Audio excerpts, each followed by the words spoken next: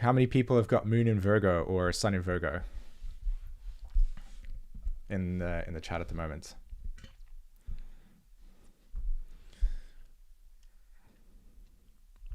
I should put that actually at the top so that it looks like I'm not just staring downward, but actually, there we go. So there's the camera over there. Lots of planets in Virgo. Yes, that's right, Lynn. All natural Rebecca, you've got moon in Virgo. Virgo rising. Okay.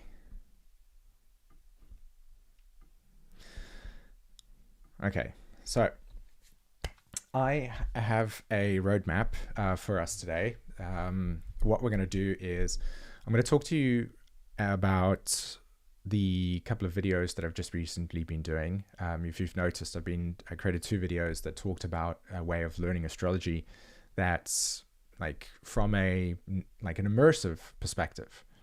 The essence of it meaning that we have studied astrology for a very long time with textbooks and written content, and that's given us a great deal of insight into trying to map out and make sense of our lives, right? But at the moment, I feel that there is a limitation, and so that's what I want to talk about today, and also spend time with you guys just answering questions and showing you how to actually apply this method to your life and to your astrology chart as well. Okay, so that's the roadmap for today. That's what I want to do. Just talk about it for a little bit, and then I'll answer some questions that we've got in the chat, and just hang essentially and explore and talk about what immersive learning is about from an astrology perspective. Okay, so just checking in. We've got some new peeps that have joined. Jonas, well, I can see. Hello. All right. And we've also got Red Coral 8. Okay. Sweet. So let's do this. Let's switch over to this over here. So I'm going to start off with the what. Like what is an immersive learning experience? Like what is it about? What makes it so more impactful, so much more impactful? And the reason why that's the case, I actually wrote down notes over here that I wanted to use, is that when this applies to everything, by the way. This is not just exclusive to learning astrology. I'm just applying this universal understanding in the context of our astrology practices. And for what I have seen over the years, like I've been teaching astrology, evolutionary astrology specifically, like since 2014. I've been running courses and schools, etc. And throughout the time, I've noticed that there are a lot of questions that come back from students, whether it be after the courses or later on when they're trying to apply the astrology, and there's something that's missing. For the most part, it is our ability to feel that we have a sense of confidence, right? That internal sense of confidence that I can synthesize the planets and the signs, that you can be able to make sense of what appears to be the complexity of the chart. And most of us, I mean, like 99% of us are coming to the astrology because at some point we've either had like a crisis within our lives, or we were introduced to it from somebody that had recognized a challenge that we might be dealing with in our lives, right? For the most part, we came into it because we wanted to make sense of experiences or situations that we've been in. And this was one method, one portal that was appealing to us. And so that's what we did. That's how we mostly came into astrology, right? We wanted to discover and learn about ourselves and understand life at a deeper level. So it's natural that when you enter it that way, when you enter your practice, when you enter your astrology inquiry from this sort of point of origin, you're naturally wanting to understand all of the layers. But we hit a brick wall. Like we hit a wall where we get to the point where we've learned all the language, the definitions, the labels, moon means this, etc. And we also have at the same time like such a wide variety of different personalities and books and approaches to how to actually synthesize it, that it's not like we're sitting there and living in the dark ages where, you know, maybe 3 or 4 people have access to this wisdom. There's a tremendous amount available, but it like crosses, right? The information crosses over, and you start to find yourself trying to understand, say, a signature, like let's say Moon in Virgo, or if we want to take it a little bit more technical, we can say, okay, we have a square between Mars in the 8th house and Pluto in the 11th, right? We haven't even added signs in there.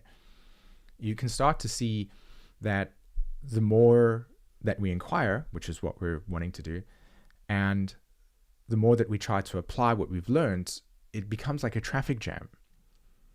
It's not something that is like a generalization. It's not like every single one of us experiences this all the time, but for the most part, what I've looked at when I've seen people try to synthesize charts is that the limitation is the way that we take this large amount of information and know how to select from this massive database that we have, that we've been learning, and know what's applicable, right? What's the right thing?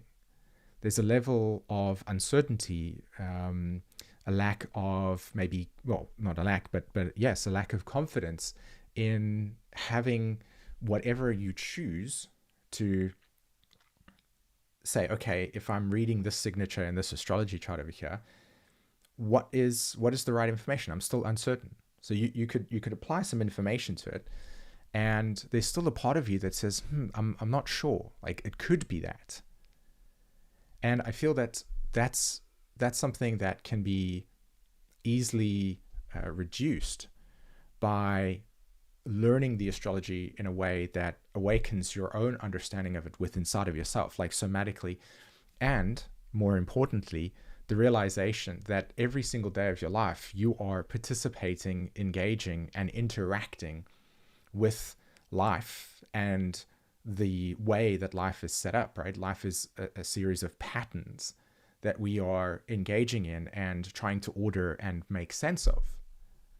So when we apply astrology as a framework to the events and circumstances within our lives, we are naturally like engaging in what is already there, as in life. So we already have experiences of what Mars means in our history of our experience of our life. As I explained in the second video, is that if you want to understand the Aries archetype, right, we can take a book and we say, oh, Aries means this. That's our observation of a pattern. But if I bring your attention back to, can you remember the time where you, as I said, like the first time that you started a job, like the first day, just that moment, just that recognition of what you felt, what was it like to be in that space, that is an Aries moment, right? It's a new beginning. It's an instinctually new beginning. And something new is emerging within your life.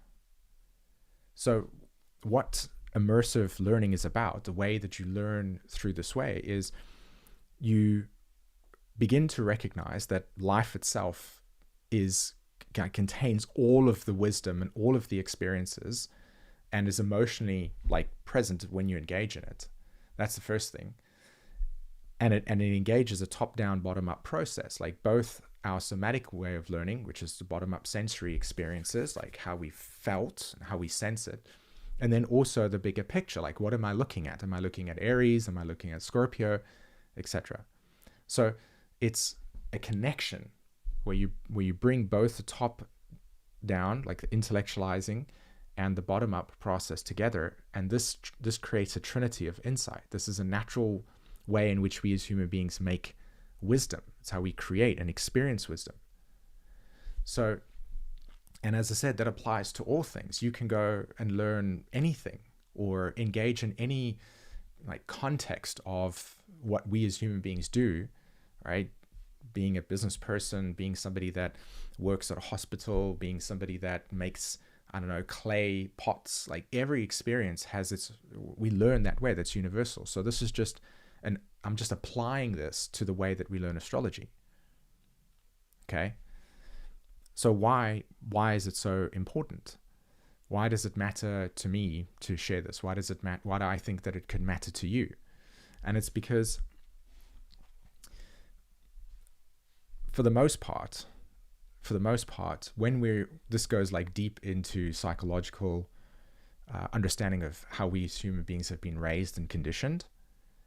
And what happens is that we get raised and conditioned for a very long time to, in some sense, like lose our agency, lose our capacity to say that we can engage in something, like we have choice. And again, this is not a universal truth, but for the most part, when we learn, especially through school, we learned in a passive way, right? Our education was taught us how to learn in a passive way for the most part, right? But that's not how we learn just in general. Like for me, as an example, I need to engage in something. I need to figure it out. I need to participate. I need to ask questions. And for the most part, you too probably. So engaging in something allows us to generate a series, like a way of thinking about things and feeling things and understanding stuff that is all of our senses. Right? So that's the first thing. It's like, it's an engaging in experience. It's about participating in something. It's about being a part of something. Now, in this context, it's about being a part of your personal self-inquiry. Because if we're coming to astrology primarily as a way to try to figure things out in our lives, or to make sense of things, or to use it as an orientation to make sense of our lives in the world, if that is how we come into it for the most part, then being able to have a way of learning that engages you in your astrology is like, that's the why. It gives you agency. And that's where it exists for me. It's like, how can you be able to like experience your astrology chart from an engaged perspective and allow yourself to not just, and this is the key, what we tend to do, right, is when you're talking astrology, I've done it, we've all done it, it's not wrong, but it is a reflection of what I'm talking about. And it's that we will spin off or label off all of the different aspects, and I've got this signature over here, and that's, I've got that there, and moon's in the 9th house is 5 degrees square this. But then when I ask you, what does it feel like? What does it feel like to live that square? We notice ourselves not being as quick to make sense of and to feel and to connect to that signature in our chart. It's slower. We have to drop down into a very kind of earthly process of slowing down and being like, yeah, what does that trine feel like? Or what could possibly be the evolutionary intention behind that trine? Rather than just the label itself and the recognition itself. Like, okay, yeah, I've got moon conjunct Mars. That's what I mean. Like, we label it. It's easy. But then from there, it's like, well, tell me about life experiences with moon conjunct Mars. How has that shaped you? How is that transit? How is that effect? What does it do for you in terms of your self-understanding? Can you give me an experience where you felt that? And if you shared that story, could I feel similar, right? We as human beings have mirror neurons. So by engaging in our charts, by dropping into a connection between the archetypes as we understand them, and then the actually felt, sensed, lived experience, there's an entirely new opening vista, like a spectrum of connecting to our charts in a way that awakens agency. Take it one step further. You can, if you had Mars conjunct Moon, right? Say in Virgo, for instance. So we've got that signature there. What does agency look like? How can you as a person wake up in the day, right, for your day and be like, how do I embody Mars and Virgo, right? Mars Moon conjunction in Virgo. Like, how do I embody that experience?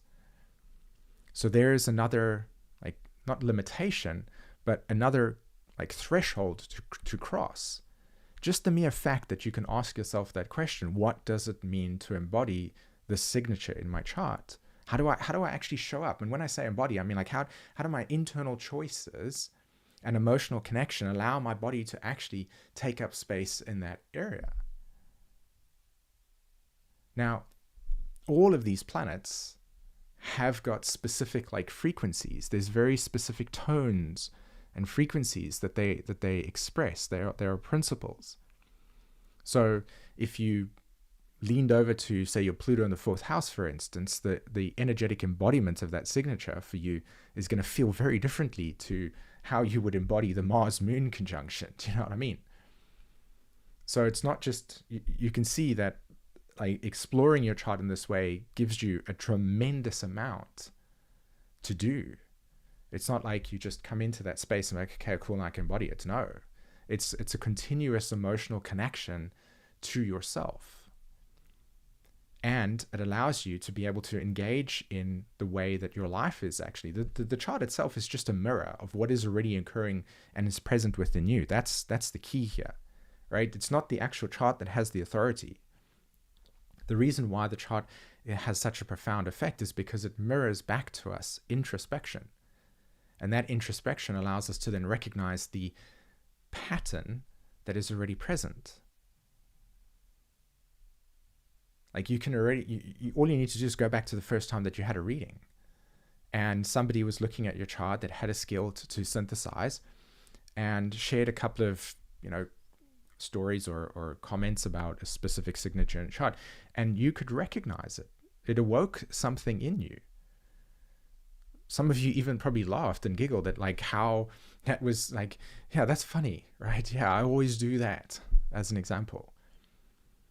That's because all that's happening is that you're having a connection between your patterning within yourself and you're just becoming conscious of it.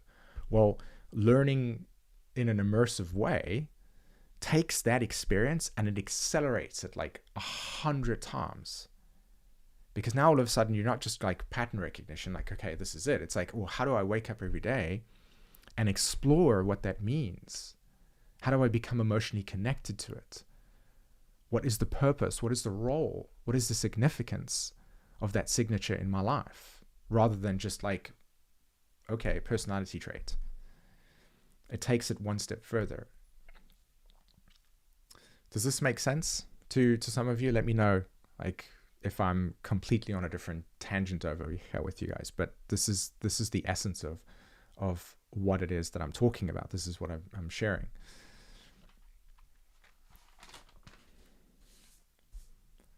Okay. So it looks like there's a slight delay on the YouTube itself. So I'll wait for a response. Hey, Monica. How's it going? Hey, Estes. Good to see you. Hey, Katis. Good to see you. You were part of the immersion. I remember that was correct. The Evolutionary Astrology Immersion. So this is something that we are actually doing at the moment. We're going to be running the Evolutionary Astrology Immersion, and this is also part of what I'm talking about today. So any of you that are connecting to what it is that I'm saying, any of you that are wanting to learn more about how to actually study astrology in this way, we've got the early bird. The early bird is now open, and I think it's until tomorrow actually. So the actual enrollment, early bird enrollment, is open until tomorrow, and it's at a reduced tuition for it. Okay, and I'll post the link in the description here in the comments later for you guys. But that's a big part of what I'm also talking about here is the actual Evolutionary Astrology Immersion. Okay. All right.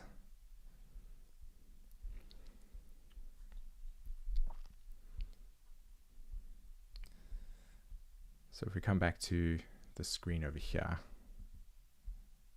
let's see. So how do you awaken agency? Like how do you awaken agency using your astrology chart? Agency meaning the realization that you can engage in something, the realization that you can participate, the realization that you can be a part of your story, your lived experiences, not just have the experiences go through you and then just deal with the day-to-day consensus reality, but to actually transcend that very limiting perspective of how to live life. For the most part, right? We need a consensus box, Saturn, in order for us to live in our routines, our habits, our daily responsibilities that we need to deal with and address. But from the perspective of your actual consciousness, and to be able to awaken that consciousness within yourself and to engage in the specific framework that you have, that is your astrology chart, and to connect to that story and to see the essence become alive. This is what. Okay. That's right. Kari, you did. It was cool. Okay.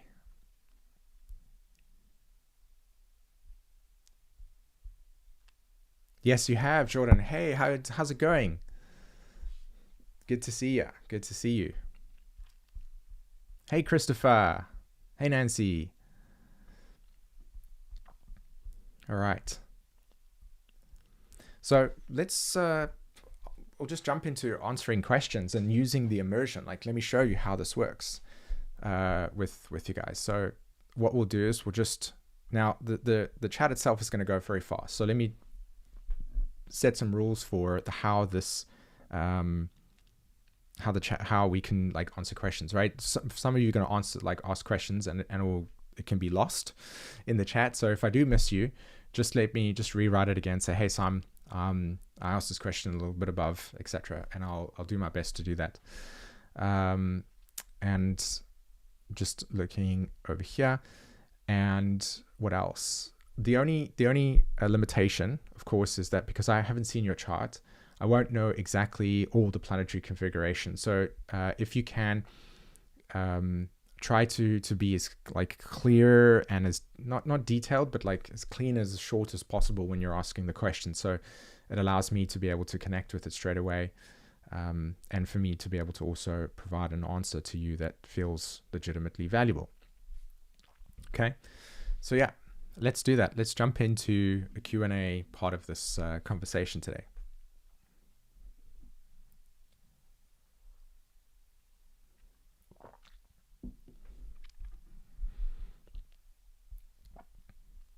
I wonder how I can change the latency on this. I wonder if it's even possible.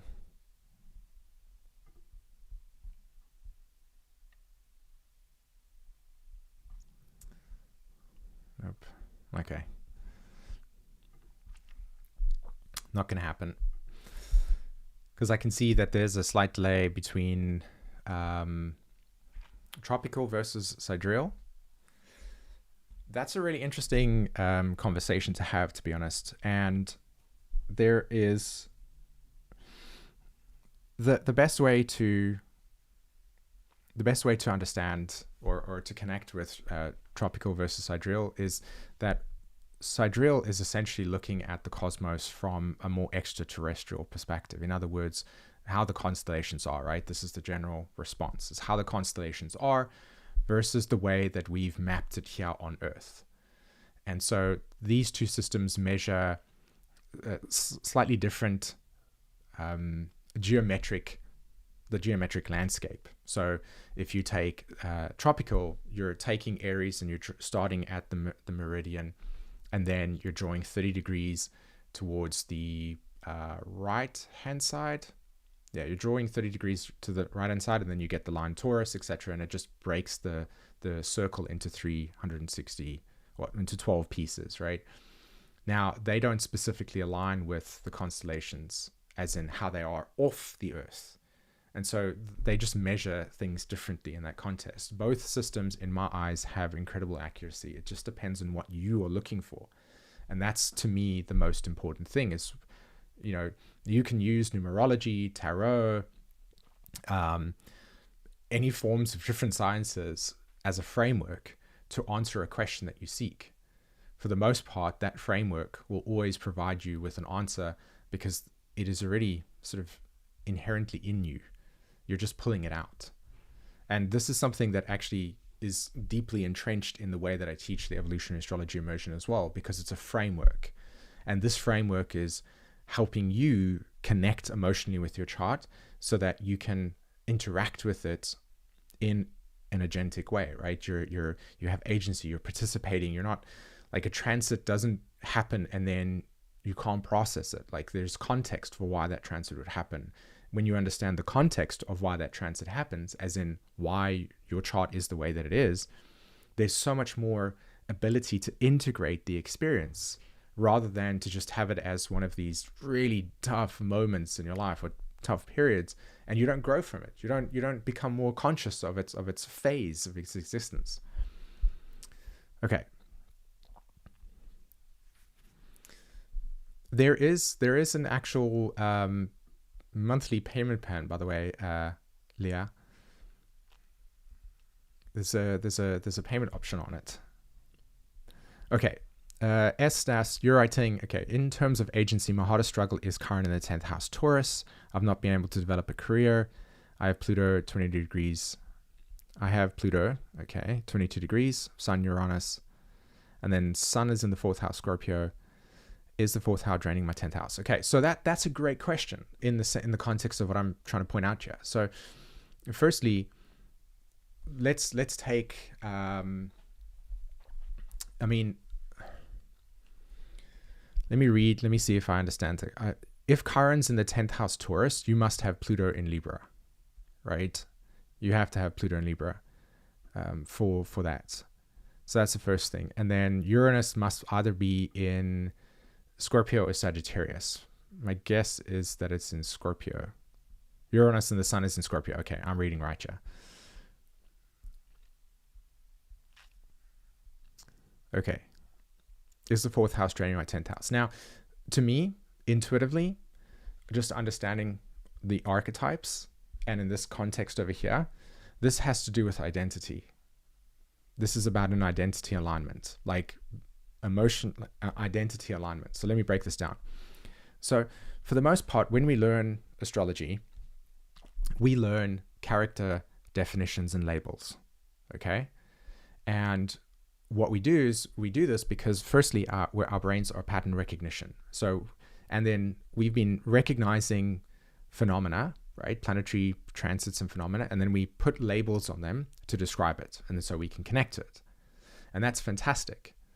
However, and that's where most of our astrology practice actually is our connection to the labels and the language, which is why it can be so difficult to synthesize nuances in an astrology chart, because all of a sudden you have the stack of information that's just on top of it and your brain's like, friggin', whoa, how do I synthesize all these things?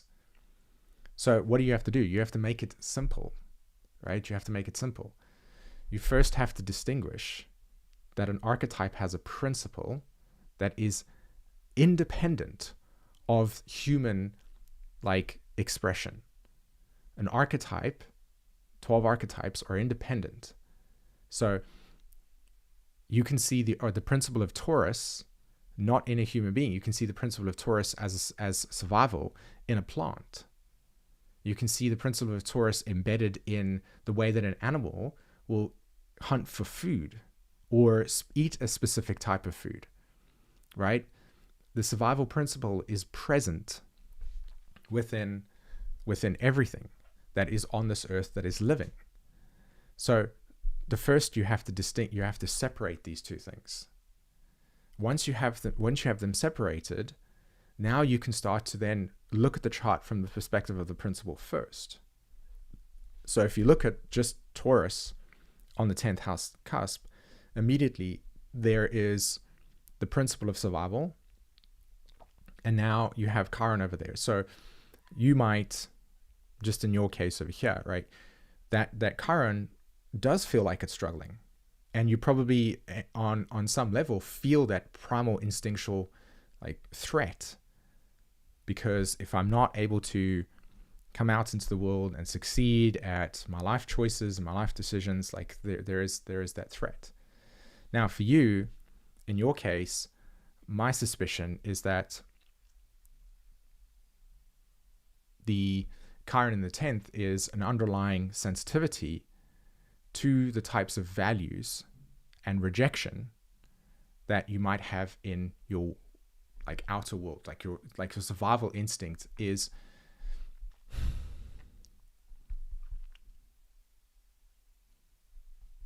I'm thinking here for a second.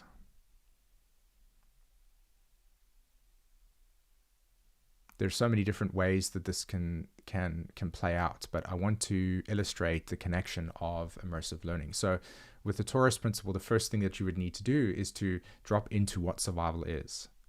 And then from there, we as human beings, we will immediately hide anything that threatens that survival. So Taurus as an actual archetype in the felt sense is our ability to sense what is safe and what is not safe. Now, most people think that that's the Cancer archetype. And for the most part, yeah, Cancer as an archetype does have connection to safety, but it is not actually the principle of survival that is present in the Cancer archetype. It's actually Taurus. These two signs connect to each other through a sextile. So the Taurus principle here through survival is, okay, there's a part of me that I might hide in the social sphere, right? Because it makes me feel emotionally vulnerable. Maybe there is a set of taboos, a set of conditions, a set of laws, a set of rules that don't align with who I am. And so I keep myself hidden. So with Uranus and the Sun in the 4th house over there, you've probably experienced emotional shocks that have brought you into deep awareness around being vulnerable and open in a public space, which leaves you then feeling that part of your identity, part of yourself, is not fully exposed. Now, how that ties into the way that you make decisions within your life in terms of your existence is something that I don't have access to. I'd need to talk to you about it. I'll ask you a few questions. But ultimately, the Scorpio-Taurus axis is you are here to expose a deep emotional connection to yourself, and through that exposure, become aligned with what is actually feeling authentic and real and honest. And that means not choosing, or that means actually pursuing things within your life that feel more energetically aligned rather than not. But my suspicion is that for the most part, the world itself doesn't accommodate that type. So you've had to make choices within your life that felt that you needed to suppress that, or you have suppressed what was really emotionally honest or true or energetically right for you.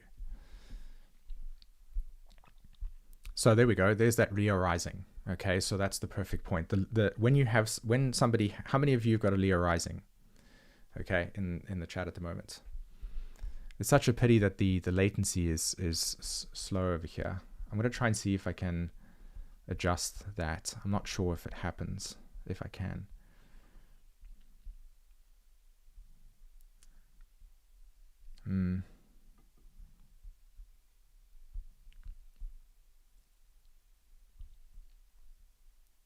Okay, nope.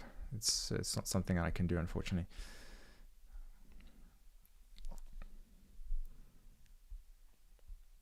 Right. Okay. So what you said there, I was abused by my parents and did not have the family to help me. That's the Chiron in the 10th house. That's the thing. Will I be safe in this environment? Do I know how to establish context and boundaries? If you how many of you are sitting inside at the moment? Okay, inside your house. The Capricorn principle is literally surrounding you. Okay. The walls of your house is the Capricorn principle. The Capricorn as an archetype, as a principle, is foundation. It is literally it's a boundary. It manifests as boundaries. It manifests as the bark on a tree, etc. And it's because this archetype is to do with structure, how things come into form. So if you think about somebody like in your case with a Leo, I'm not Leo, but a Chiron in the 10th in Taurus, literally what you wrote there, I was like just not having a family to help me. That's that Taurus in the Capricorn there. It's like the container of my house, the container of my own inner sanctuary, the place that holds me together. I feel I feel internal threat. So emotionally and psychologically, you would have to begin to work through, this is the Uranus, and break apart where that early life conditioning has instilled in you a sense of lack of emotional safety. And you would have to emotionally work on strengthening, creating resilience, and empowering yourself on an emotional level to be able to then make the choices in your life that leads you to the direction that you want to go with in your life. So Capricorn as an archetype, when we think about it from the perspective of immersive learning, is what choices do I make every day that is in alignment with what I want to build in my life? What is the structure of my life? If there's anything you can take away from today's conversation, is that Capricorn, on the outside, we say the word career. But what it really is the commitment that we make every single day from a choice and what we build with that commitment. So if we say, okay, well, I want to be a doctor, right? That's defining yourself. And so you'll make choices every day that aligns with that, right? You'll make choices every day. You'll get your education. You'll surround yourself with people like that. That's like you're making that choice every day subconsciously that ultimately builds that world.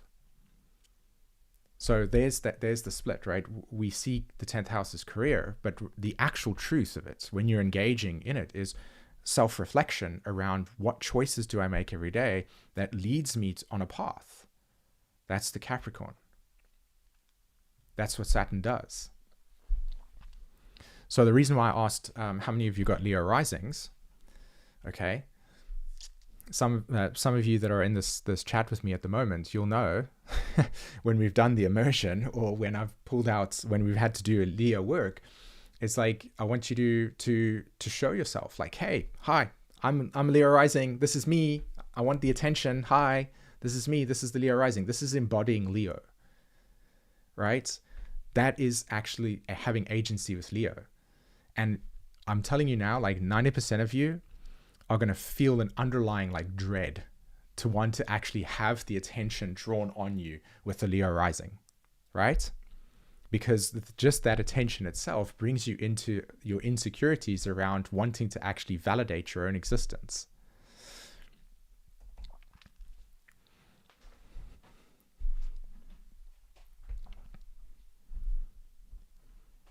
So Leo's principle, if you just take it from the perspective, like learning it immersionally, the sun. That's it. That's as simple as that. It's just the sun. And what does the sun do? It provides light. What does that light do? It makes things visible. What do we see when things are visible, right? Objects that are in the light. So if you have Leo and you have a Leo rising, then what do you think your story is every day when you wake up? What are you here to become aware of consistently and consciously with the Leo rising? So that's a question to you guys in the chat over there. All right. I'm going to see if this program that I'm using at the moment gives me the ability to see the chat in a faster way, because I think I can. Yeah, there we go. Yes. Okay, I'm going to use this instead. I'll put that like that, because it seems like the speed at which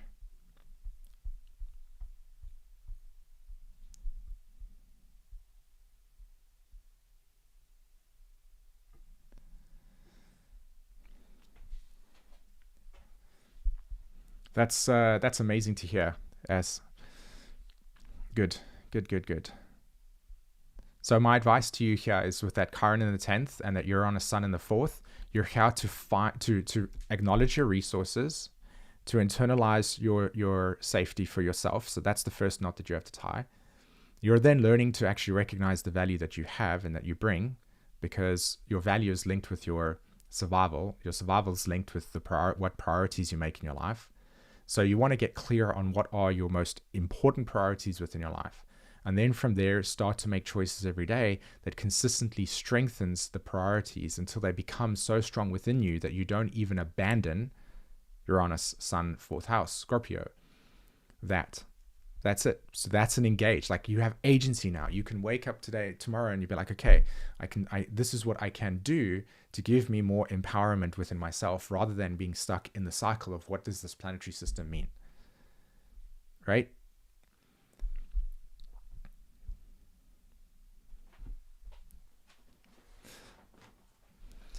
Okay, so we'll do a Virgo story here as well.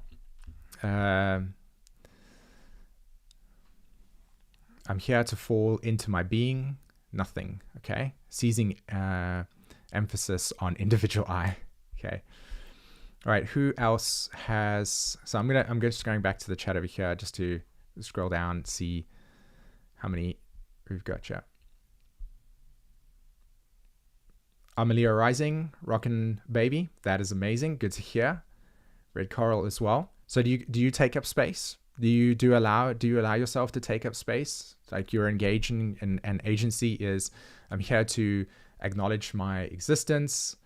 Now, I'll take this one step further, right? I've shared that your chart holds an entire story, right? And connecting and awakening to that story is like, this is the purpose. So if you isolate, say, the Leo rising, for instance, it gives you understanding of an aspect of your story. Okay. But that Leo rising is not there just randomly. It's there because the mere action that you give, the mere agency you give to that Leo rising, it speaks to all the other parts of your astrology chart. So by becoming more like emotionally connected to just what the Leo rising is and how to embody that, it also awakens all of the other stories that are in your chart and the relationships that they have to the other planets. Everything is interconnected and all happening simultaneously. So just for a week, challenge yourself to say, okay, I've got this Leo rising. My evolutionary intention with this Leo rising is to take up space, to be bold with my ideas, to say, hey, this is what I think, this is what I see. And you'll notice that you'll feel shy doing it because it means creating a lot of attention on you.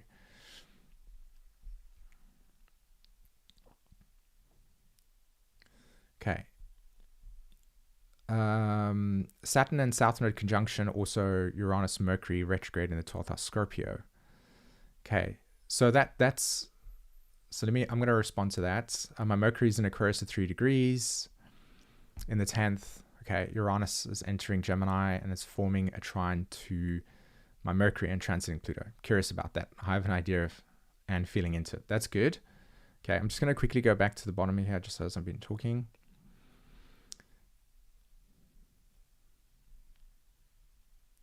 Okay, so that's so something you wish to heal is an intent, right? That's like you want that.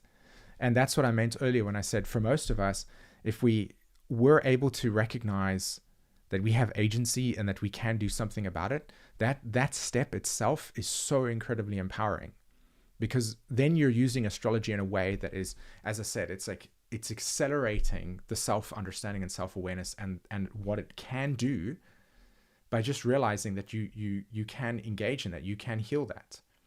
And I wouldn't even say that it needs to be healed. I would say it's more along the lines of just becoming embodied with that Leo archetype. So you'll have to develop it. You have to go through the phases of allowing yourself, like being like saying, yeah, I'm pretty shy. Like just a Leo rising, and I have an Aquarius rising, so it's the opposite. Yeah. Just saying I have an Leo rising and be like, oof, you know, I'm feeling a little bit shy at the moment to speak up. You've already done the Leo rising. Do you see how simple that is? You don't even have to be a rock star straight away. You can literally just validate where you are on that journey, and you've already actioned and given agency to that Leo rising, because that's its purpose. It's there specifically for you to just take up some light and progressively just load it until eventually you look back 5 years later and you'll be like, wow, I really have grown so much. Okay. All right. Let me go back to some questions.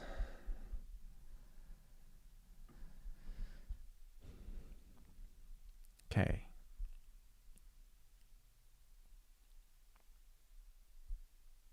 So, Simon, if it's possible, could you address paradoxical charts? Okay, that conversation's a little bit outside the scope of immersion, but yeah, I can. What is a paradoxical chart? Essentially, a paradoxical chart is this. You will have a Libra rising. Okay, if you have a Libra rising, most likely you will have a paradoxical chart. This might not necessarily be 100% true for some of you who use different house systems, but if you are using the Porphyry house system, which is what is used predominantly in evolutionary astrology, or the, I think it's pronounced Koch house system. It's like that will give you a house system symmetry where if you do have a Libra rising, you will most likely then have what is called a paradoxical chart. And again, a paradoxical chart is where Aries is ruling your 7th house, Taurus is ruling your 8th house, Sagittarius is ruling your 9th house. So the opposite signs are ruling the opposite houses. So all the 12 houses and all of the 12 signs essentially are conditioned by the opposite sign. Okay. Now, in simple terms, when I say simple, I mean in the sense of like, we don't need to overcomplicate things, just make it simple. A paradoxical chart is about balance. So the question becomes, what needs to be balanced in the context of your life, right? You are always looking for where things are imbalanced, and then you're looking for how to rebalance them.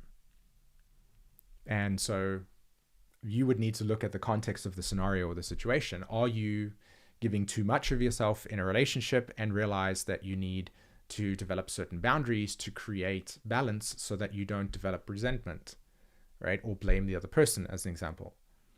Maybe you're somebody that is running the opposite script with Libra, and all of your choices have very Aries taking up space. I'm going in this direction, but you want a relationship. But when you're in that relationship, you're very isolated from engaging with the other person. And so that person also feels that isolation. So, and that's just one aspect. So it's all about being able to have that reciprocity, that sense of, okay, is the attention here or is the attention on this side? Is it too much on that side? Is it too much on this side? The way that you learn this in an immersive way, I mean, there are many different ways, but one of them is try it out. Like, get somebody to hold your hand like that and then walk in an opposite direction and tell me how that feels, right? That's an opposition. In an astrology chart, how you feel how an opposition feels like is literally two energies going in different directions. And yet, in order to resolve it, you would have to say, hey, look, we're going in opposite directions, so we're not getting anywhere. It's going to be pulled apart at some point. So you need to be able to come to the center. You need to find the center in order for there to be balance. So now you look at the planets that are involved, and you can look at the archetype of it and then ask, well, how do I balance these archetypes? How do they work together in that sense? This is the things that I would actually teach you in the Evolutionary Astrology Immersion. So this is what I would learn. Like, how do you actually synthesize complexity like this by reducing it and making it simple? As in bringing it back down to the core basics of the principles, the 12 principles, and then applying them to different things. Like, how many of you know that if you look at an inconjunct or 150 degree aspect, right, a quincunx, right, this is one, it has a very strong Virgo quality to it. So even just looking at an aspect between two planets and applying the principle of Virgo, you can actually extract a tremendous amount of understanding of what those two planets are about and how you actually viscerally go through it, right? You can apply this to anything. Libra would be an archetype along with Aries that is in opposition. Okay. I'm on the cusp of Leo Virgo. My birthday is 23rd of August. Okay. All right. All natural Rebecca. You're saying that you're going through a nodal reverse, right? Reverse nodal return. Any advice, feelings, and experience on how this topic? Okay, so perfect, great. in evolutionary astrology, the south node and north node represent two abstract points in space, okay? And they're always 180 degrees in opposite from each other. So the first thing that we need to acknowledge if we're learning it from an immersive perspective is that we're looking at a polarity in which if there's too much gravity on this side, then it becomes overly developed. And when there's too much gravity on this side, you're actually moving in a direction, at least from the perspective of time measurement, you're moving in a direction that's developing whatever it is that your soul intended for you in this lifetime. So all you're doing when you're looking at nodes is you're just recognizing how your life is developing based on these two polarities. Okay, it's about polarities. The nodes are about polarities. It's very similar to oppositions. Why? Because we're studying the same thing. Opposition is 180 degrees, and nodal axis is 180 degrees. Okay, now the south node, this is just like getting rid of a whole entire thing here. The south node, you can never actually eliminate. Okay, you cannot eliminate. And the reason why that's the case is, let me take you into a space. Every one of you have got a south node, right? But what is the south node? So to connect emotionally in an immersive way to the south node, I want you to go back to a memory of when you were growing up. Choose a happy one, right? Just for the sake of this process, like drop into a memory of childhood, one that was happy, whether it be through you got your first ice cream to the, your bike, etc., whatever it is. Okay. Hey, Rogue. All right. So now that you have that memory, that is the south node. That's the south node. The south node is a collection of memories that are present with you, that you've gone through, and those memories over a period of time have shaped your relationship to the past. Now, the last time I checked, unless you had like severe amnesia, you can't actually erase your memory field from the past. We cannot remember it like to the detail on everything, but you have access to it. It's there, and it doesn't go away. So that is the south node. The north node represents a point in space that is an attractor. What am I being attracted to? Right? What am I being pulled to? So if you're studying your nodes in your chart, you're looking at this dynamic tension between the memory of things that have happened and an attractor, a force that is pulling you towards something, right? And whatever house and sign that's in, that's what you are being attracted to. So think about something that you desired, right? Just in your life. Think about something that you felt that you wanted to go and do, right? Even this example over here, like coming to the stream, there was something that was appealing about it, right? Every single one of you, there was something appealing about it, whether it be curiosity, learning astrology, whether it be just coming to hang with me, whatever of the sort, it doesn't matter. That is an attractor. And what it did was it brought you to this moment. So that's the node. The node is just a position in your astrology charts that specifically says these are the things that are attractive to your soul to experience evolutionary growth. So think about it like that. Think about it like that. Like, what is the significance of my north node in this place? What am I being attracted to? What experiences am I being brought to? Now, if you have a nodal reverse, as in the nodes come to the opposite signs, all that simply means is that for that period of time, a lot of experiences related to your history, your past, will show up. Past choices that you've made, whether you are conscious of them or not, a lot of karmic patterns will emerge back within your life relative to the nodal reverse. And what will happen is that you will be in a situation for a period of time where you'll make new choices under old circumstances, right? So if you're paying attention, if you know your charts, because you know your signs, like, okay, so you've got South Node in Virgo, for instance, and your North Node's nodal reverse, right? So North Node in my brain's a little bit fried at the moment, but the nodal reverse will simply say that So if you know the patterns in your life, if you know the themes, if you know the evolutionary path that you're on, do you see how this becomes really clear to recognize within your environment, which is one of the reasons why I'm talking about this learning immersion this way, is because we come to these critical like junctures in our lives, and we're lacking the ability to actually have been, not you particularly who asked the question, by the way, just so you know, but we're lacking that extra level of depth of emotional connection to what those archetypes have represented and played out and why they're there and what our story is about. So when we arrive to this critical junction, we may miss out on deeper layers of potential that is embedded in this moment for us at this point in time.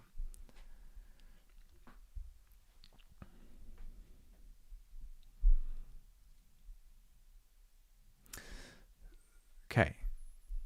Absolutely. I would love to do embodiment of Sagittarius archetype. Okay. I just lost the question over here, so I'm going to come back to it. Yeah, all natural Becca, right? Okay. So that's what I would say to you. I would say to you that for this period of time right now, you pay close attention to where there are repeating themes that feel like the history, feel like the past, like choices that you've made, people that have showed up, sensations that show up with you, and reflect on how you've arrived at this point in your life and where you can make new choices based on decisions you've made earlier. And you'll make these choices. You will also be at a different point in your life regarding how you see yourself. And that's how you can experience the nodes as time, because that's what they are. They're capsules of time. And when we engage with our nodes in an immersive way, what we're doing is we're actually engaging in time. As in, there was a point in our history in which this is the version of ourselves, and this is how we saw ourselves, and this is the choices we made. But then we've grown and evolved since that point, and now we arrive at this place. And we have a different relationship to that past. We see it differently. Yeah? Okay.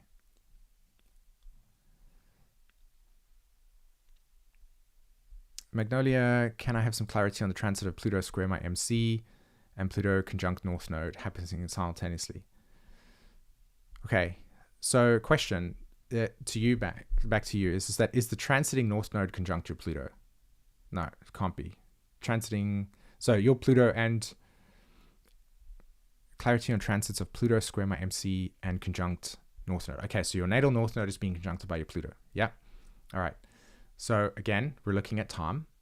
The principle of Pluto as an archetype is to awaken life through death, right? The principle of Scorpio is that like instinctual awareness that life has existence and then it ends. Like just simply like that. It's just the principle of realizing that life exists and then it doesn't. Right? It's on and it's off. You are awake and you're here and you're present, and then you're not. And it's that awareness of life that gives the Scorpio archetype such intensity, because it knows that there's no guarantee that things can happen and we could just project it into the future. Oh, I'm gonna be live until I'm 60 or 70 or 80. Yeah, that's true, and ideally that would be amazing. But there are experiences that can actually end that. It's the law of impermanence, right? So that's the first thing. That's the principle of that archetype. It's the instinctual awareness of life at that level, and then the level of intensity and intimacy that comes with it, like what's real, right? So when Pluto shows up on your North Node, what it's saying is, okay, you're at a point in your life where you need to be making choices and decisions, North Node, where you're empowering yourself, Pluto, by those choices, right, around your North Node, that is honest and true, and that's real, and that feels alive. And you're also at the same time recognizing what needs to be eliminated, what is dying off. Yeah? And then you'll feel that emotionally, like have to go through, what am I grieving as I transition into a new stage? What am I emotionally bonding to, connecting to, that feels true and honest?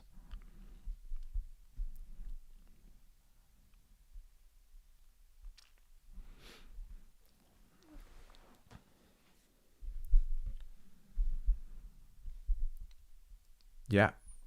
It feels like I'm getting torn apart, but still have to go towards the new. That's right. That's there.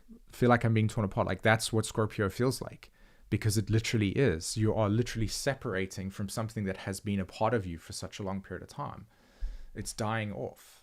And if you've ever encountered any experience where death is taking place or decay is taking place, it's not pleasant, right? Because on an emotional level, we're severing something. Yes, that's true. Energy does change, and that is a Pluto function. Yes, that's correct, Anna-Marie. It's difficult to leave your South Node because it is an inherent feeling of safety. It's there. It's always being done. We are creatures of habit. Now we're making sense. Like it's difficult to leave you have to stop the program. That's true.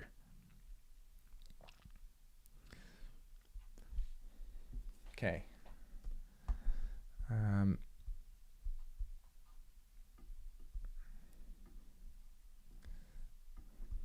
Okay, just gonna move this on my screen over here quickly for a second.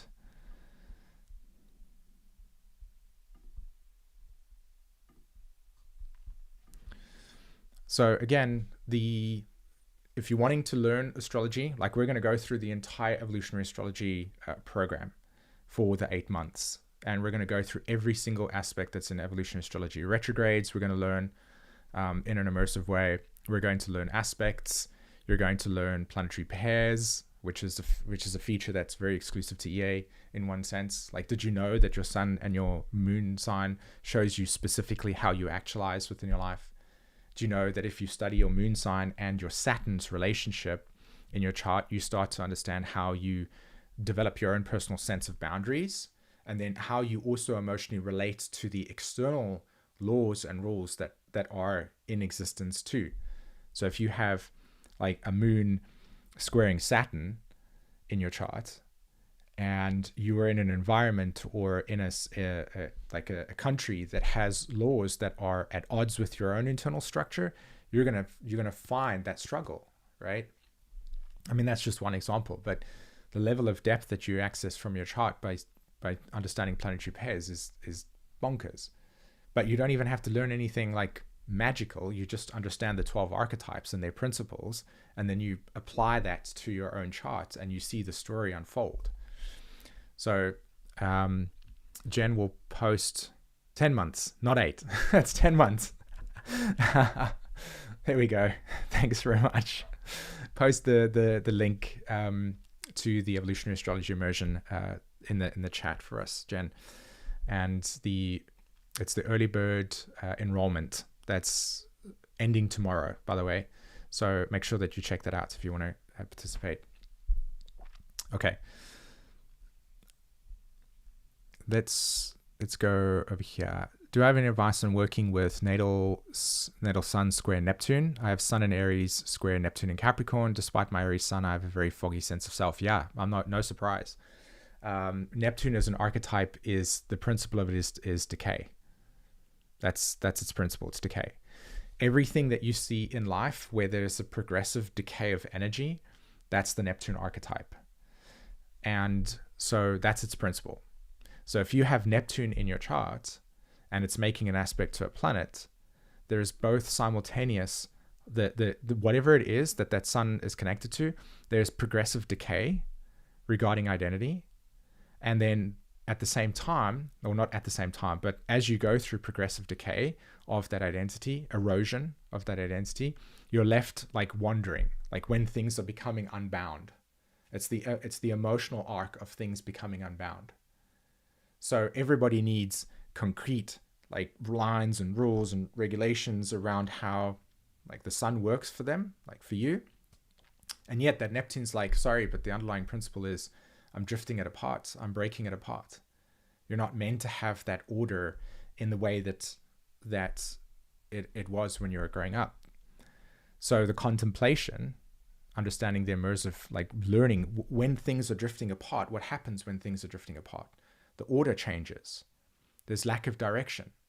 There's no sense of what are the rules, right? And so that's why the word chaos is associated with Neptune or Pisces, because it's not so much that the archetype itself is chaos. it through its natural principle of decay, right, of things being broken apart, chaos comes in because there isn't an inherent form, right? It's disordered.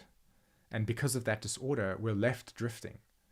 And so as we drift, new order forms. And one of the ways that we can see this is just look at history, right? A rise and a fall of an empire, the rise and fall of a civilization, the rise and fall of a culture, etc. Right? These are things that's Neptune. Rise, it's like progressive meaning, and then the structure and the order, and then the decay. So now that you have that, the Neptune square Saturn in the context of when you were born, is you're here to see that the progressive decay of the order and the structure that not only is on societal level, but also in terms of your own personal life.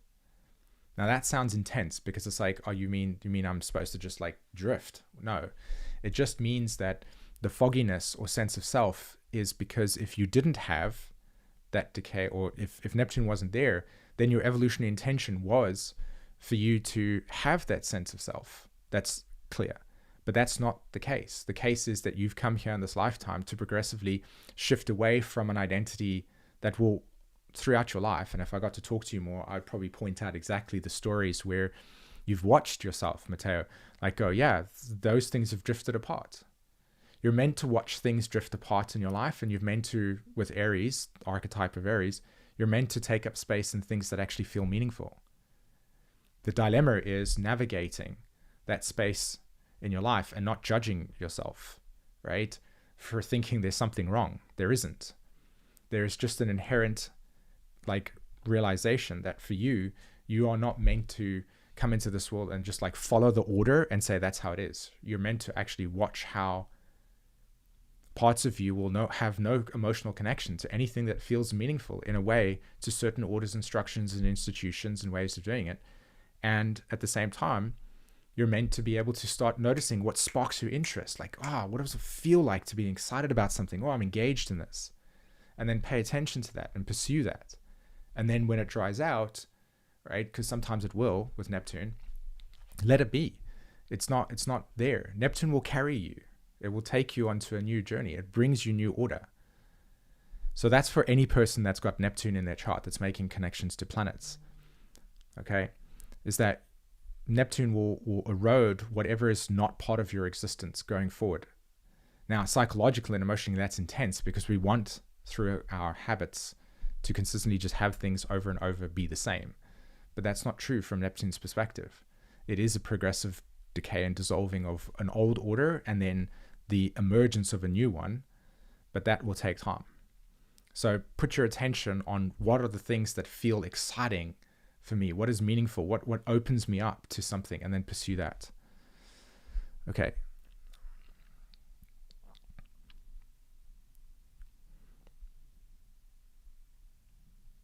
You don't want to hear about Saturn? Wouldn't decay also be associated with Pluto? Not from my perspective. And the reason why is because there's a few things. Decay as an archetype, decay exists because it's a progressive loss of life, or that life has ended. So the tree gets cut down. So the Pluto moment is the severance, and then the progressive day because something is dying or died. So it's the material that's decomposing. But Scorpio as an archetype itself, or the Pluto archetype, is more of the impermanence. It's alive or it's dead. And there's a natural trine between Scorpio and Pisces, which is why there is a similarity in the process of decay and death. But we die and then, yeah. So, yeah.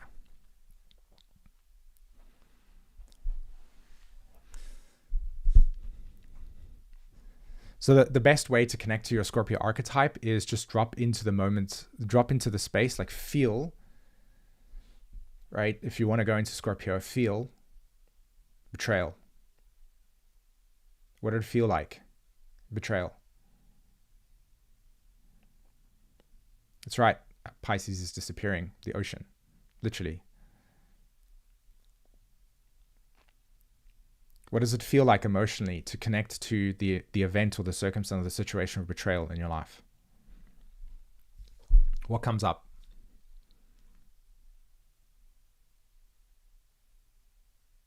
Not intellectually, just emotionally.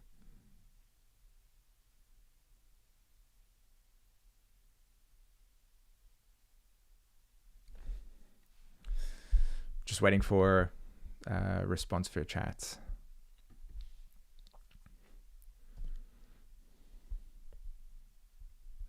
Okay. Looks like they're actually succinct at the same time. So I thought that the program that I was using made it easier, but it wasn't the case.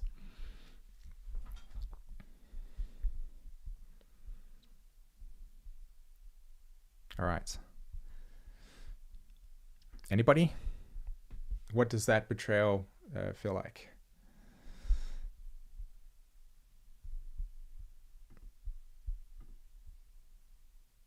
Surrounded?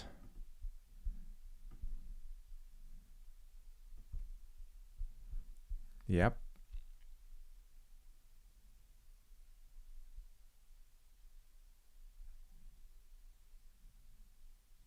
You know how that feels? Okay, so it looks like YouTube's chat's actually broken heart, stab in the back. Okay. So there is a bit of a delay between when I'm sharing and when you guys are responding based on that. So I know that's watching that. Any tips on the embodiment of Pluto in Scorpio in the 10th house? Yes. You are emotionally here to work on, or to expose the intention in your life direction. So Scorpio, you're here to expose, to bring to the surface that which you are emotionally fixated on, connected to. And then from that exposure of like, why does this job matter? Or why does this life career matter? Or why, it's asking that question, like, why do these things, why am I attached to these things? And then from there, you need to assess what those attachments are. Are they empowering or are they disempowering? Now, Pluto and Scorpio in the 10th house can also imply a very strong internal need to completely abandon your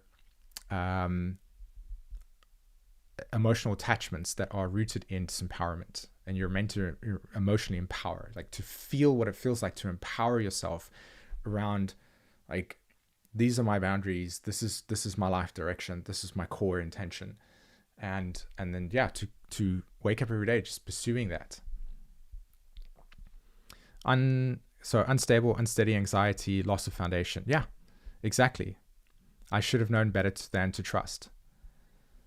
Emotional hurt. Okay, so that's the Scorpio archetype there, right? Awakening through life by experiencing death. Now, in this context of betrayal, it is a death because the betrayal closed your ability to feel life. It also brought you into depth, right? The next relationship or the next scenario or the next situation that you engage in, Scorpio, that you attach to emotionally, Scorpio, you approach it with the understanding of what you might prioritize, Taurus, what you might consider to be valuable and important for yourself. So the first betrayal, when you go through your experience and then you have this betrayal, you start to become more clear and more clear on what it is that you actually want to emotionally connect with and what you don't. The Scorpio archetype is that rinse repeat cycle.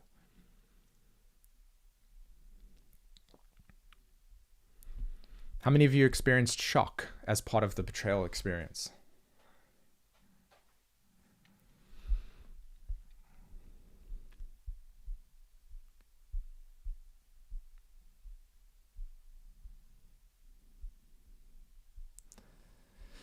Okay.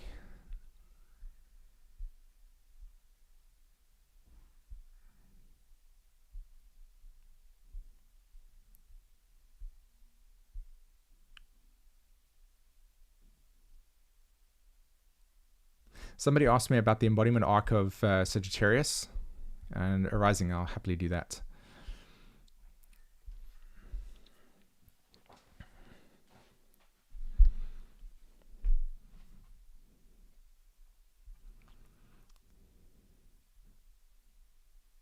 Yes, that's right. After betrayal, things are never the same again. Innocence lost. That's right. So awakening through life, through death. It's like you're awakening to life. Life has these scenarios and situations around, right? This childlike innocence that you bring to the table when you're growing up is like you don't know what betrayal is in that experience until you have it. And then when you have it, you start to become connected to the real truth of your lived experiences. You become connected to depth, right? Now, for the most part, people that are running Scorpio experiences will have a complex, which is to inner protection. Like, instead of having to reopen up the heart and to have like emotional resilience, to know that to be emotionally tough, that life will throw you some challenges and that you can actually go through them. That's what Scorpio teaches us. Most of the time we'll close down and then we'll never open up that again. And that's that Scorpio grip. So the thing is that, yeah.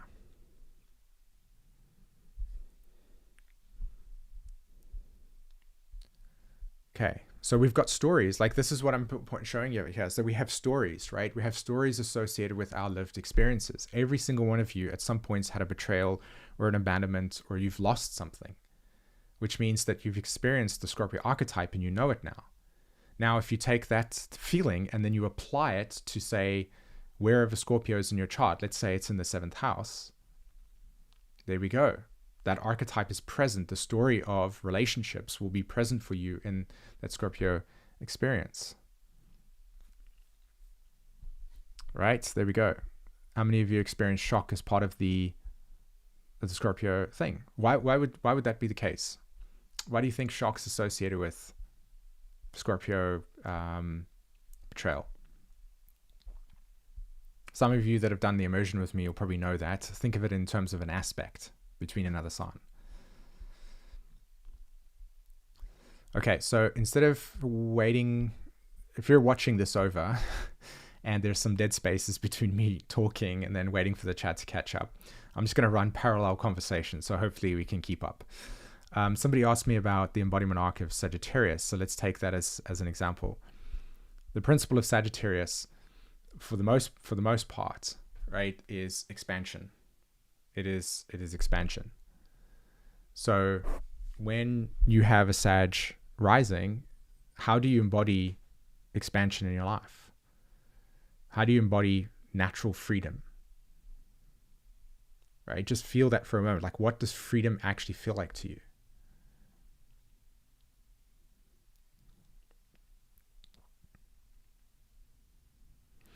Okay. So what does freedom feel like? Now, some people say, yeah, just drop into freedom, like your personal sense of freedom. At some point in your life, you would have reflected on what could freedom mean for you. How do you move in that state of freedom? Like total freedom. No, yeah. What does that freedom feel like to you? And how would you move if in that container where that freedom was present? Okay. Engage in that exercise.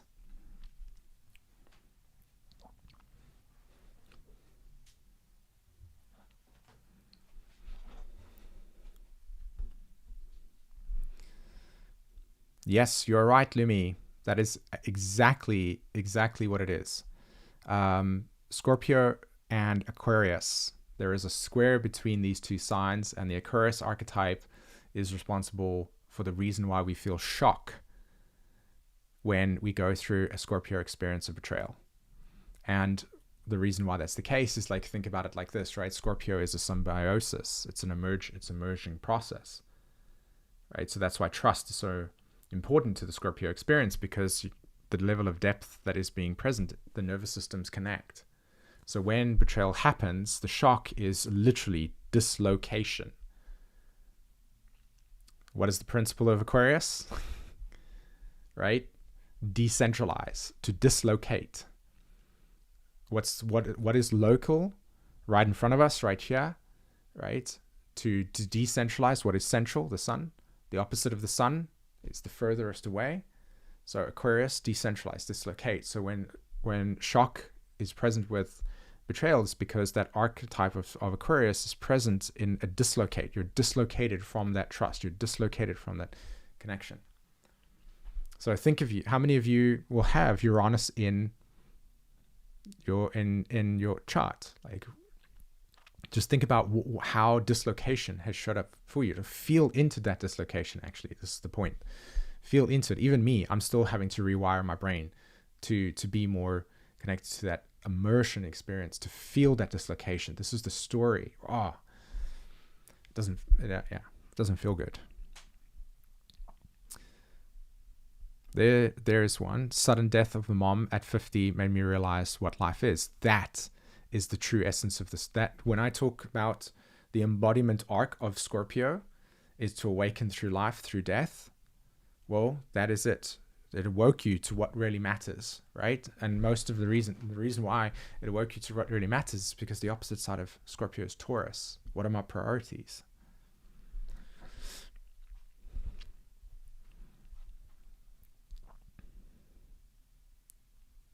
Yes, it drags you into the unknown. That's right. Instantly. Because it's upheaval. That's right. Total freedom feels impossible. So let's do it again. Let's go into what does freedom look like to the capacity for you? What is freedom for you? What would that be?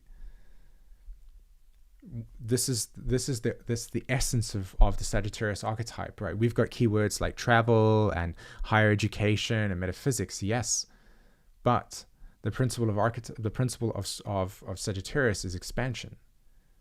It's to go beyond the limitations, right? So it's just that moment. At some point in your life, you have had an event horizon moment.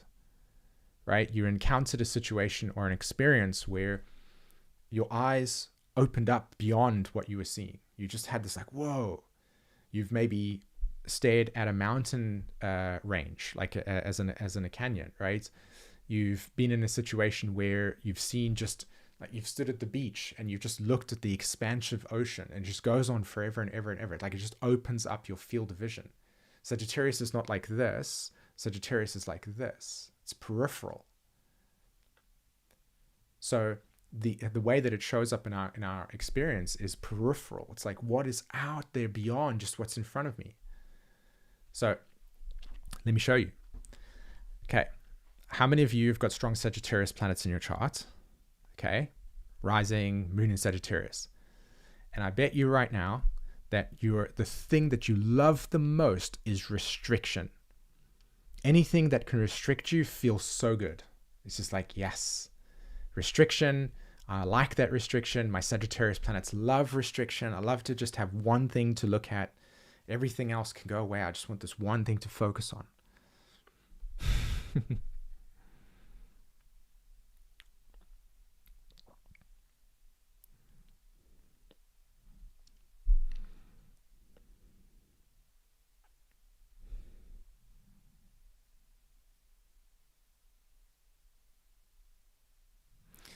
Okay.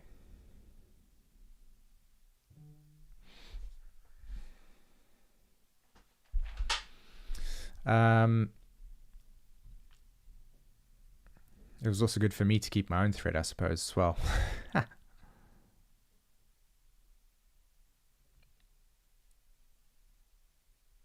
Yes, that's correct, Don. That's 100% it.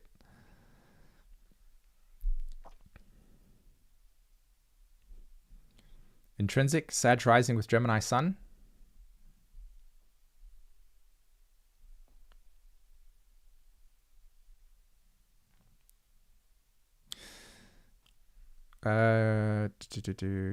Okay, you said, is he...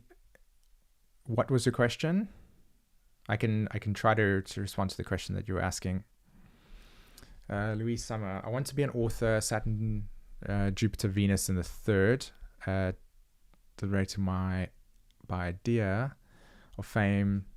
Okay, let me see if I can get this to work here.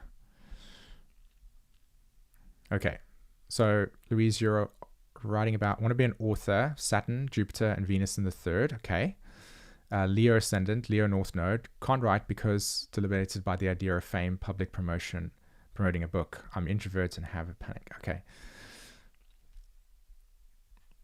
Okay, so when it comes to that's the embodiment arc of your Leo rising and Leo North Node is to you have to start small when it comes to your Leo energy. Okay, you have to start small. You have to take the time to work through the underlying anxiety that is holding you back from fame. It might be the fear of persecution. It might be the fear of judgment. It might be the fear of inherent lack of self-worth. So if you looked at the embodiment arc of those planets, the immersive experience is every day, Saturn, I'm going to make small choices to grow towards my goal, right? That's what Saturn's asking. The first thing is, it's like, where do you want to take this? You've already acknowledged it. You want to write a book, right? You want to write, you have ideas, you've got something you want to share. So that's Saturn. It's like, okay, kiddo, I'll help you with that. But along the road, there are going to be some choices that you have to make that are going to ask you to see what is limiting you, where you need to grow, right? What's those choices? And then that's the first thing. Then the Jupiter archetype comes along and says, right, can we grow beyond what is possibly known? Right? You have something to share. You have something to bring across. The Venus energy over there just says there's probably something hidden within you that needs to be explored, to be worked through emotionally from the Saturn perspective, and then to be strengthened. Saturn, I want to make it strong, but I'm not going to give you the answer straight away. And I need you to have to participate in that. I need you to show up every day and want to make that happen. That's what Saturn's asking. So how you take that is you go, okay, the first thing I've noticed is that, yeah, social anxiety, big deal. You work towards healing that.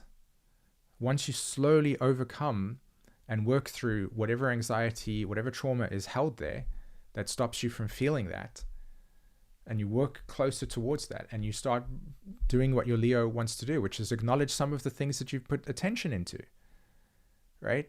When we've gone through the immersion, when we went through the Leo archetype, by the way, when you go through the Leo archetype, one of the exercises that you do is you actually share in the group who are taking the immersion with you things that you are proud of. So many of us have got the wrong thing with the Leo archetype. Oh, the Leo archetype, I'm inherently like selfish. No, the way that you heal your Leo energy is you actually say, I'm really proud of this.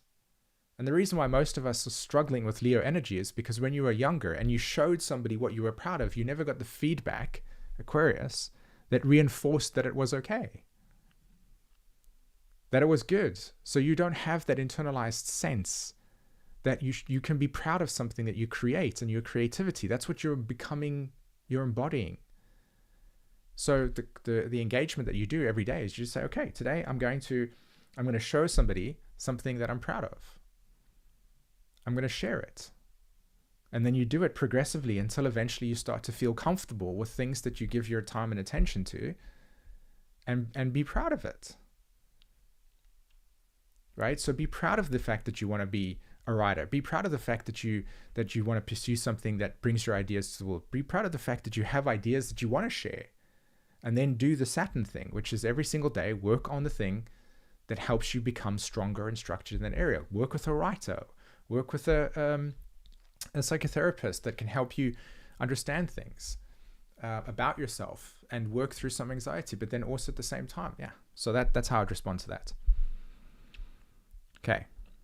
Do you see what this is how you work with your astrology. You're part of it. So I'm just going to go back to the chat and see how many people loved restriction as a Sagittarius energy. Lumi says, I hate restriction, but I always came across it. Sagittarius hates restriction. And the reason why that's the case is because it's not natural for Sag. It's not a natural energy. So the reason why, like, if you think about what expanding consciousness is about and that energy, it's about going beyond what is on the border. So travel is going beyond your local home. Sagittarius, it's the principle. It's you're embodying going beyond and allowing your eyes and your perception to see more than what you see every single day in your house. That's why travel is associated with Sagittarius. But travel is not Sagittarius. It's a manifestation of the principle. Does it make sense?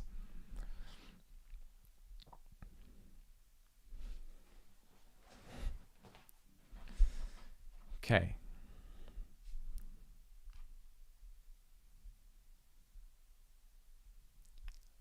Saturn is your big critic in writing. You know what the interesting thing about it is that, so here's a truth bomb, right? It's a hot take. When we associate we have stories that are connected to the archetypes, okay? And these stories are connected to the archetypes because the archetypes are essentially embodied in us. All right, that's why the astrology works, is because it's inherently the archetypal principle, the pattern is already in you. But Saturn as a principle, Saturn as an archetype is depersonalized. When we watch an animation, we connect to an animation, like an animation film, right? We connect to the characters in an animation, particularly if it's like ones that are animals, for instance. Think of Ice Age, or there's many films where it's the animals have personalities, right? And they take on human dilemmas. So archetypes live within us, they're present within us, and then we personify them as a way to relate to our lived experiences. So when we like to think about our Saturn or our Venus or our Neptune, we think about it in the sense that these planets have personalities that are, in a sense, like they're affecting us. But the truth of it is that this is not the truth. They're not showing up in that way. We are, through our psychology, like emotionally anthropomorphizing our relationship to it, right? We give them human qualities, and then we get that feedback. Oh, Saturn is deliberating me, right? Or Jupiter is etc. That's not the truth. Although we can feel it that way, and we do that from our psychology because it helps us relate. But the truth of it is, and this is the thing that I'm teaching here, this is what I'm putting across, this is the deeper essence here, is that when you start to like break away from that type of thinking, then all Saturn is doing is just saying, the principle of Saturn is, here, what's in front of you? So every single day you'll make a choice to say, I feel insecure about my writing. I feel insecure about my relationship pattern. I feel insecure about my self-validation, Saturn in the 5th house. What I'm teaching you here, where you wake up agency, is that Saturn is not actually making you insecure. It's showing you where there is no concrete structure that's holding you together. Saturn, the structure of the wall, the border, right? So when you don't have anything that is underneath you, you feel insecure because it's not secure. It's the opposite. So all that Saturn's doing, it's like, hey, how can you see yourself in a mirror? Right? Because there's glass and then there's a frame, right? Saturn is that. It's the very object itself. It's the very structure of that object itself that allows you to see yourself. And when you see yourself in a mirror, you're actually experiencing the Cancer archetype. Oh, did you notice that Cancer and Capricorn are opposite signs? Which is why I said right in the beginning to one of the peeps about their Chiron in opposition to their Sun Uranus, is this is about identity. Right? So when you make a choice and you consistently keep like emotionally investing in that choice, it starts to become your identity. So again, yes, that's true. Saturn reveals it's not actually the inner critic. What Saturn is saying is that there's a part of your emotional, like you've internalized a message from the parents or from society or from past life mechanics, doesn't matter, that there is an inherent pattern emotionally in your Maya fascia, right? That's psychologically there, that you believe that you are not good at this. And so Saturn comes along through a transit and says, okay, kiddo, I'm going to make this very real for you. And then when it makes it real, the whole point of what I'm trying to say here is that when you see that trans come along and it goes through the 3rd house, and you feel that Saturn saying, hey, kiddo, this is the thing that we want to make strong, by realizing this is something that needs to be made strong, right? There's a weakness here. So we need to work through that. And all of a sudden, you start to think of Saturn more as this like ally that is on your side to make you incredibly strong and have a foundation, and to feel that you have a sense of authority and you've grown and you've actually gained wisdom. And you know this is true because none of you would go to a brain surgeon and say, how many years and hours of practice have you put in? And the person says 2. You're not going to feel comfortable with that, right? Because there's a part of your internal landscape, your psychological landscape, that recognizes that the time he's invested equals the amount of maybe experience, the ability to make decisions that might be more better than, say, somebody that's only had 2. It's happened so fast that you make that decision because your internal Saturn has been awoken. You didn't even know it. It's the ability to recognize that how time and the amount of time that you invest in something directly equates to experience, which increases the probability of making better decisions based on that. Do you see what Saturn, are you getting what I'm talking about here? So now all you need to do is go to your Saturn in your chart, and for the next week, contemplate how Saturn is asking you to grow and to work towards strengthening that area of your consciousness or your life. Just single it out. And you have a week to do that. And then all of a sudden you realize, okay, I've actually got quite a lot to do. And then for a month you're working on that, and you haven't even looked at your chart and highlighted all 352 other billion things that are there, because you're actually connected and engaged in something that makes real lasting change in your life, rather than being out there in the sky, looking at the chart, wondering how all these things go. You're actually present with your life. That is the gift of this. And the irony of it is that's what happened to me. That's how this came from. Okay.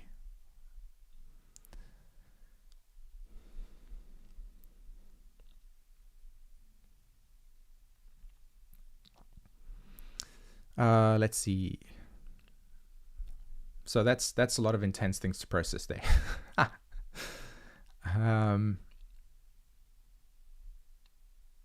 But something feels like it's too much. It's like, yeah, that's true. That's true. Saturn does do that. It is the limitation. So it will say to you, this is how much you can do based on how much you've emotionally invested in it.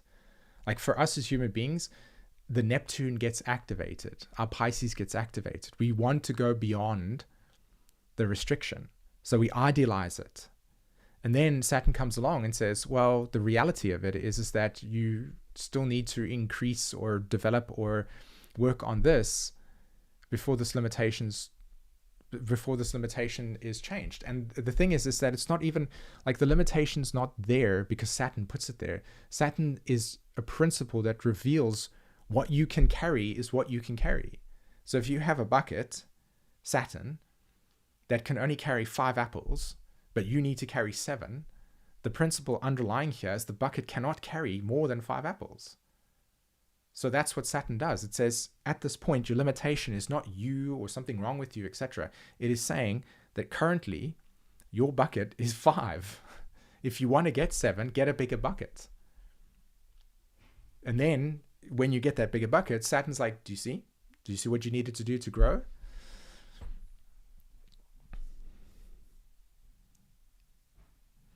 Yes, Ro, I can do that.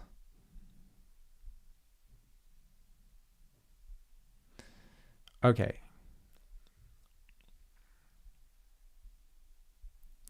Can you answer the question about Uranus transit natal sun?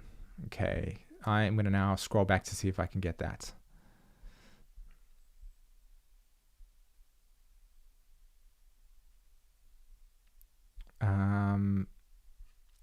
I'm going to look for your icon, and when I find it, Saturn, Uranus oppose your sun. Okay. Let's do that. It's easy. Your icon on my screen over here makes it easy to identify where your post was because super colorful. Of course, as I adjust this. Okay, I think I found it. My question is about transiting Uranus opposed natal sun and sudden death. Can you explain the connection? I just jumped in. I'm sorry. It may be on a different topic. No, that's great. So the principle of Aquarius is decentralization. It's to take something that has a form, and the principle of Aquarius is to break that form in order for a new container or a new form to come out of it. Okay. So when we go through Uranian transits, what's happening is that Uranus is coming along and it's accelerating. It is breaking open something in the context of your life, and whatever shatters or whatever like splits open, you're meant to explore and to integrate. So if many of you might be familiar with like Jungian psychology or Jungian approach, part of Jung's work was to work through something called the individuation process. And what is individuation? It is progressive splitting apart or splitting away from a consensus thread, and to explore one's own individual thread that is unique from the core like thread, right? To break something. So Uranus is an individuation process. So if we have Uranus transiting in our chart, pretty much you're going to go through a set of experiences that is splitting you off from splitting you off and open. And because Uranus correlates to the individual, so you, or individual, not one person, subconscious, right? So individual, subconscious. So we have a collective consciousness. That's what we can experience if you go like to a festival, or you go to any shared event where everybody's like, focused on an experience and everybody like sings together. Collective, right? Many people all sharing the same thing. Individual experience is everybody has a unique memory of that shared experience. Everybody has a unique memory of that shared experience. Uranus. So if you have a Uranus transit, the principle of Uranus is something is being broken open, right? That for the most part is not going to feel clear to you at all. And the reason why that's the case is because if you've ever broken something apart, you'll notice that you have to pick up the pieces first. So there's an emotional arc that in the immersion gets taught like this. Where am I being taken to? Right? That's the question you ask yourself. Where am I being taken to? Another great example would be if you've ever watched The Wizard of Oz, Dorothy gets picked up. Right? She gets picked up from this tornado and she gets taken to another place. That's the emotional experience of Uranus, Aquarius. When we go through transits, I'm being taken somewhere else that now feels foreign. I don't know where I am. I'm not orientated. I'm dislocated. So when you go through Uranus experiences, Uranus dislocates you from the thing that you've always thought that you were doing. It breaks things apart, and then you're left for the rest of your life to unpack that experience. So there's a reframing of something. There's a rupture, and you're meant to reintegrate those experiences. But Uranus doesn't have any time. It's not like Saturn. So there is no such thing as I need to get my Uranus. It's more like, okay, I'm being taken somewhere and insights will drop periodically within my life. I will have epiphanies, I'll have aha moments, but for the most part, I will not be able to make sense of it. But it will drop deep insight into your life.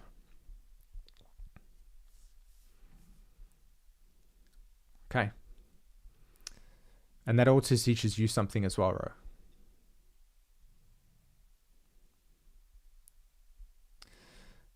Okay.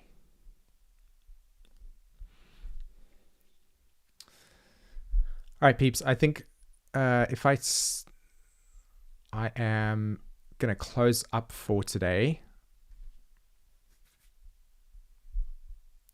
Yes. It was friggin' sudden. The insights left for us to witness. And the thing is that there's no definition.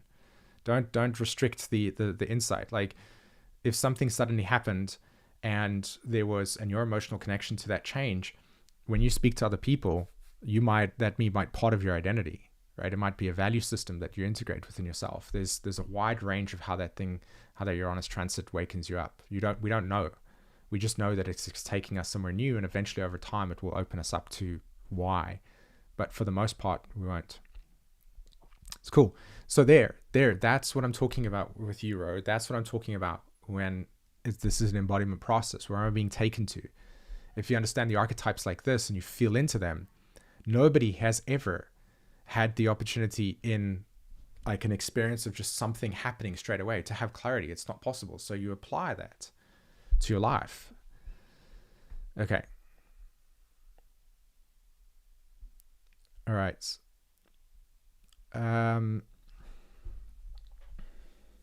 Hey, Karina.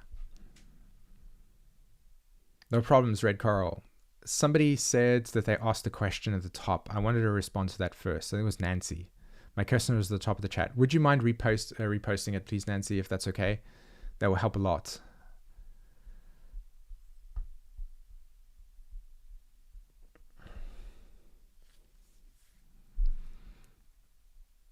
You took the Learn Your Charts course a few years back. Yes. I feel called to participate in this new course. I love it. That would be amazing to have you join. That would be cool. It would be an honor and a gift to be able to teach you this way of learning and to give you the permission to be able to see your chart in a completely different way. And we're going to go through everything as well, like the whole entire evolutionary astrology. Like, how many of you understand retrogrades as rebellion? How many of you thought about your retrograde planet in your chart as rebellion?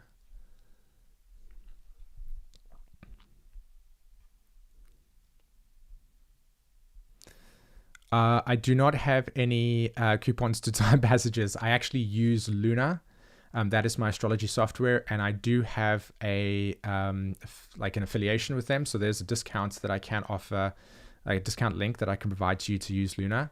For those of you that don't know, I use Luna as my astrology software. So lunarastrology.com, and I can provide you with it's like an online, it's a cloud software. So it's available to you wherever if you have the internet, and it's pretty cool. I love it a lot. And I can provide, if you want like a discount code to sign up for Luna, I can provide that to you guys. Totally. Okay.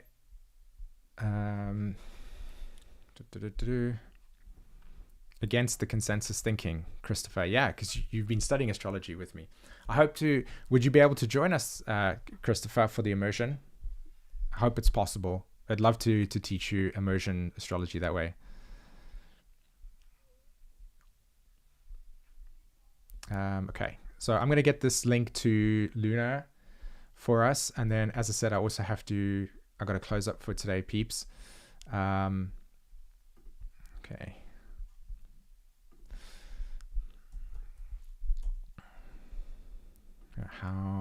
Nope, it's not through there.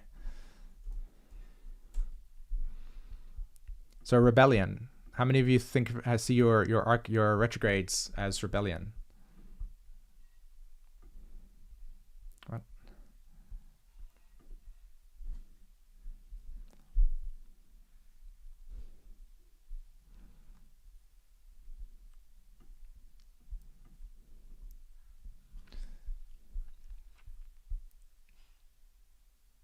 And Lisa, Nancy, you're still with us? Because I know...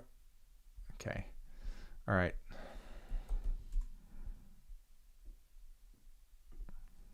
Just getting the... what? My Saturn's retrograde? No, I'll be able to... No problems. I know that when it's right, it's right. But I'm glad that you joined us today, Christopher. It's always amazing to hang with you. Here's anybody that wants to join Luna. It's a fantastic astrology software that I love, and it's like you can do so much cool stuff with it.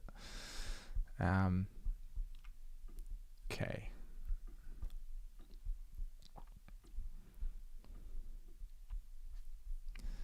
All right, one more time.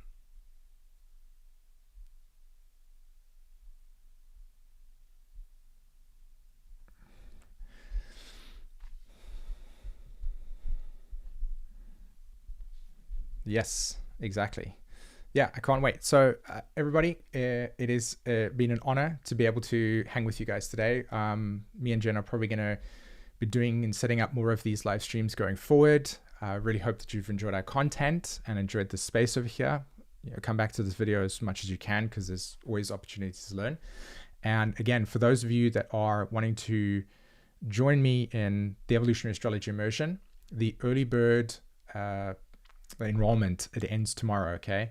So make sure to check out the link and you can read through the modules. Again, it will be an absolute honor to be able to teach you this astrology, and it's a full 10-month course. So we're going to go through all of the aspects and teach you in a way that's, yeah, completely immersive. Like you don't forget how to understand the archetypes, you form your own language around it. So you're not here all the time trying to figure out, oh, is Aries this? It's like, no, I feel immersion, right? I feel engagement. This is Aries.